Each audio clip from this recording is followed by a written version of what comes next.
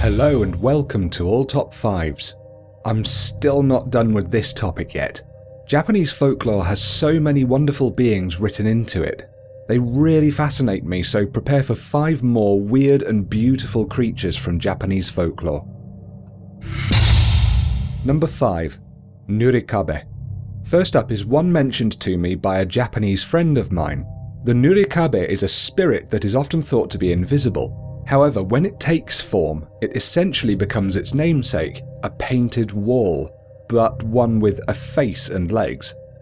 It appears before travellers, usually at night, manifesting in front of them as a great wall. As the travellers attempt to walk around this wall, the Nurikabe extends out further and further, going on indefinitely and preventing them from passing. The legend goes that you can't reason with it or knock it down, so the only way to get by the Nurikabe is apparently to knock on the lower left part of the wall. This will make it disappear, allowing passage.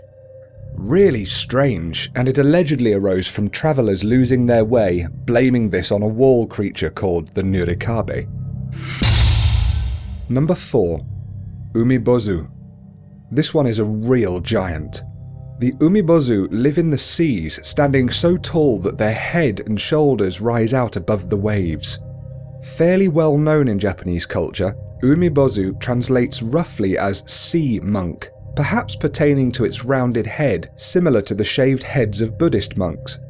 They are not benevolent creatures, however, and use their enormous size to great effect. If someone dares speak to it, the Umi Bosu is said to capsize and sink their ship with its reportedly grey, snake-like limbs.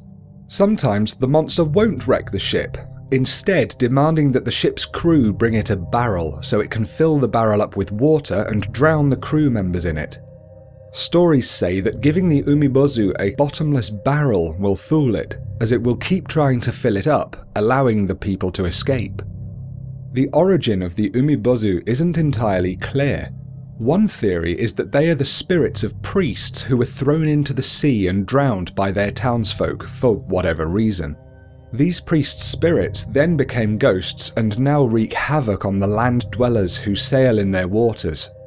Another story says that these monsters are not human descended and actually originate from other aquatic folklore monsters. Very mysterious though, with very little known about them. Number 3. Sokka Bashira. More angry spirits here with the Sokka Bashira. This term translates as upside down pillar and has a fascinating origin. When a house has been built in Japan with pillars made out of wood, Sokka Bashira can manifest. If the pillar is upside down, that is, if the wood is pointing downwards, the opposite way that the tree itself was growing before it was cut down, then these angry tree leaf spirits come at night to wreak havoc and bring bad luck on the household. Sometimes the infestations are so bad that people in the house end up moving, according to the stories. To appease the Sokka Bashira, the pillar must be reoriented the correct way, facing upwards.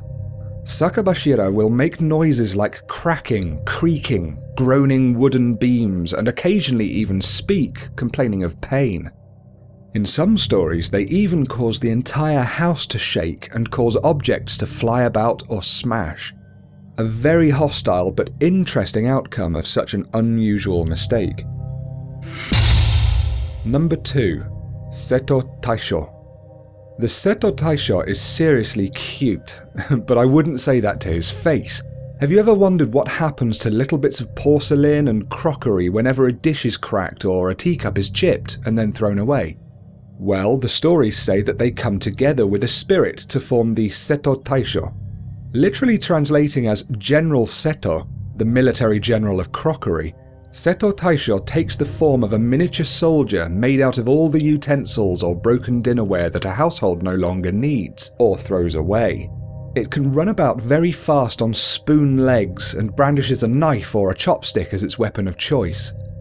The Seto Taisho, although cute, is hostile towards kitchen staff and wages war on anything and everything that tries to prepare food or work in the dominion of its kitchen.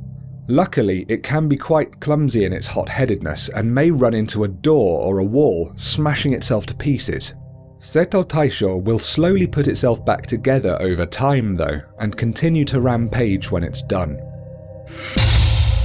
Number 1. Dorotabo. From the adorable to the terrifying. At number 1 is the Dorotabo, a legendary monster yokai that no doubt haunts many people's nightmares. Formed of mud and filth from farmland and fields, it crawls along the ground, haunting those it comes in contact with. The Dorotabo is male and can change its shape and even give itself legs in some stories, but it's usually depicted as dragging itself through the mud. Most of the time, it has a single eye in the center of its forehead and 3 clawed fingers, representing anger, greed, and ignorance.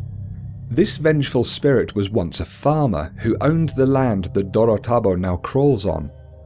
He will manifest if the new farmland owners waste the land or treat it with disrespect, and haunt these new owners, moaning, "Give me back my fields," as it crawls around creepily.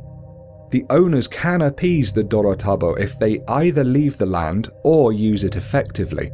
Can you imagine this creature dragging itself around at night, staring at you and moaning? Terrifying. And that's it from all top 5s for this week. I really like this topic, even though I can't pronounce any of the names. But don't think I'm done with it quite yet though. Let me know if there's any yokai or Japanese folklore creature that you would like me to cover. Anything unusual that has an interesting story or history. Please remember to be polite and considerate in the comments when discussing these with each other. It's always lovely to read them, but I like to see them without any kind of hatred towards one another. If you've enjoyed this video, please give it the thumbs up, because it really does help me out, and you can subscribe for a new video every single Tuesday. So, peace and love to each and every one of you, steer free of Dorotabo, and I'll see you all next time on All Top 5s.